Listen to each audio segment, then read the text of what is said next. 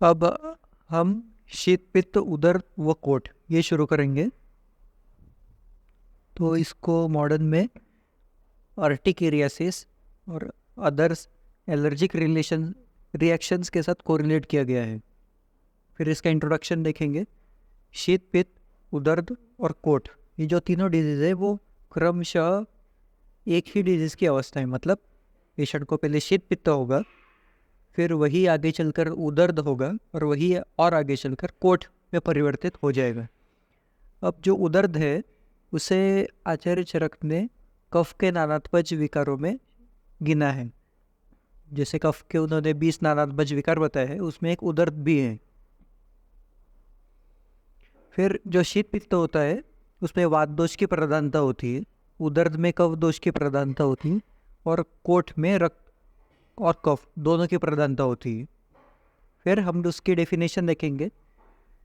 तो पहले शीत पित्त देखते हैं। शीत पित्त त्वचा के ऊपर भ्रमर के काटने के समान उत्पन्न रक्तवर्णी शोथ शीत पित्त कहलाता है। मतलब एक भ्रमर, एक कीड़ा होता है, उसके काटने पर जैसे शरीर लाल रंग का हो जाता है और सूज जाता है, उसे शीत पित्त कहते हैं। ये आप यहाँ पे पिक में आप देख सकते हैं, ये शीत पित्त है। फिर उदर्द।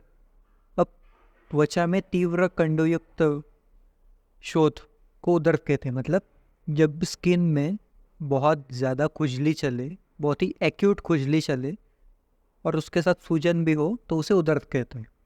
और जो कोट है, मतलब त्वचा में खुजली चलेगी, लाल रंग भी दिखेगा और शोथ भी दिखेगा। देखिए वो दर्द में लाल रंग नहीं दिख रहा था, कोट में लाल रंग भी रहेगा, तो इसे कोट कहते हैं। फिर अब इसके निदान देखेंगे। तो शीतल वायु का स्पर्श, मतलब बहुत ज़्यादा ठंडी हवा का खाना। फिर वमन कर्म का अयोग तथा छर्दी का वेग धारण। मतलब अगर आप वमन कर्म कराने गए, उसका अयोग हो गया तो, और अगर आपने उल्टी के वेग को अगर रोका तो। फिर शीत उष्ण का एक साथ प्रभाव होना। मतलब आपने ठंडा और गर्म एक साथ खा लिया तो, जैसे आपने कुछ बहुत ही ज़्यादा गर्म चीज़ ली और उसमें उसके बाद या फिर उसके साथ में आइसक्रीम खाया तो, ये इसका एक एग्जाम्पल हो गया। और फिर विरुद्ध आहार। फिर इसकी सामान्य संप्राप्ति देखेंगे।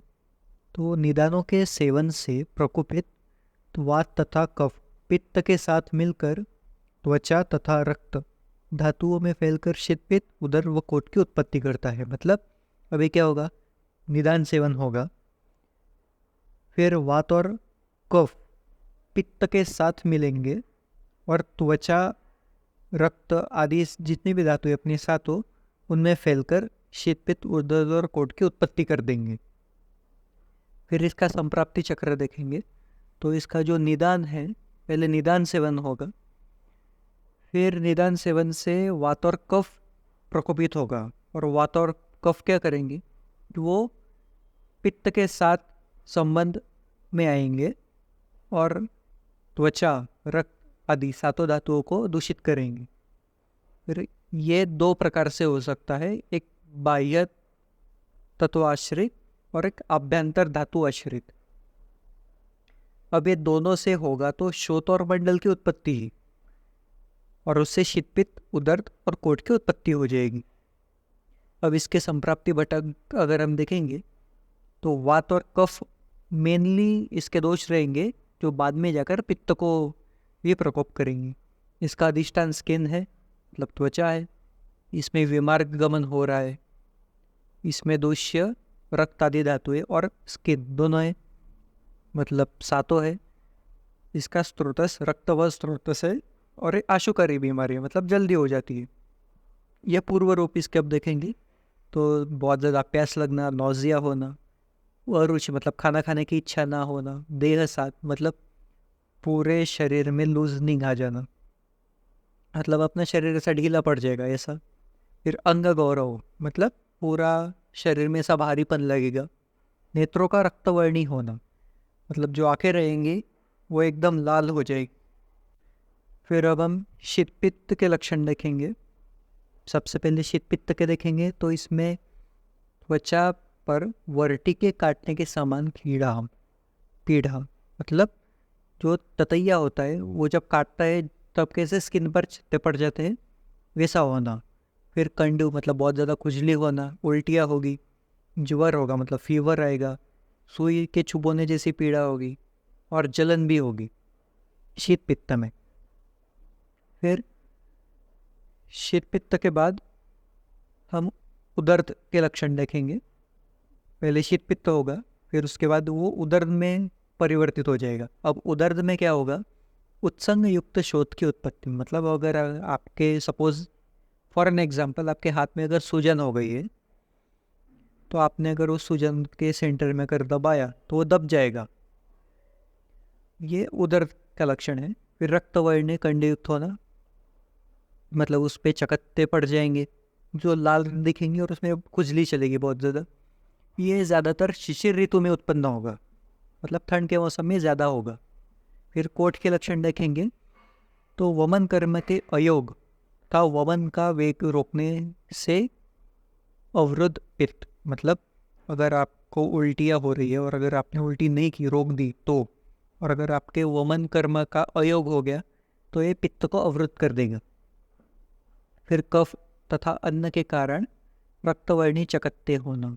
फिर कफ, पित्त और अन्न, उल्टी के कारण अब क्या होगा, रोकने के कारण लाल और रंग के चकत्ते पड़ जाएंगे शरीर पर, जिसे हम कोट कहते हैं। इसमें पित्त और कफ दोष के प्रधानता रहेगी। फिर अब ये जो टेबल है शीत, पित्त, उदर और कोट, ये तीनों का डिफरेंस है, तीनों में क्या डिफरेंस है, ये एग्जाम में 5 या 10 मार्क्स के लिए पूछा जाता है। तो शीत पित्त में वात दोष है, उदर में कफ दोष है और कोट में कफ और रक्त दोनों है। फिर शीत पित्त आशुकारी है, उदर भी आशुकारी है और कोट चीरकारी है। फिर शीत पित्त जो है उसमें शीत और उष्ण दोनों एक साथ प्रभाव डालेंगे। उदर में शिशिर ऋतु मतलब ठंड के मौसम में होगा और कोट उल्टी के वेग को रोकने से होगा, मतलब वमन के वेग को रोकने से होगा। ये तीनों के कारण अलग अलग है। फिर इस शीत पित्त में बहुत ज़्यादा पेन होगा, उदर में खुजली और उल्टियाँ होगी और कोट में बहुत ही ज़्यादा खुजली होगी। फिर इसमें किंचित मंडल उत्पत्ति होगी शीत पित्त में, मतलब बहुत ही छोटे छोटे मंडल की उत्पत्ति होगी। उदर में आवस्थिक होगी और कोट में भी आवस्थिक होगी। फिर अब इसकी साध्यता देखेंगे तो जो शीत पित्त, उदर और कोट है वो एक के बाद एक होने वाली अवस्थाएं है। तो इसका मतलब शीत पित्त जो है वो सुख साध्य होगा, जल्दी से ठीक हो जाएगा, और उदर वो कोट है वो कृत साध्य माना गया है, मतलब वो जल्दी ठीक नहीं होता है। Thank you. फिर हम नेक्स्ट लेक्चर में श्वेत्र और किलास को भी कवर करेंगे। तो चैनल को लाइक कीजिए, शेयर कीजिए और सब्सक्राइब कीजिए। आपके दोस्तों के साथ शेयर कीजिए ताकि वो भी इसका लाभ उठा पाए। Thank you.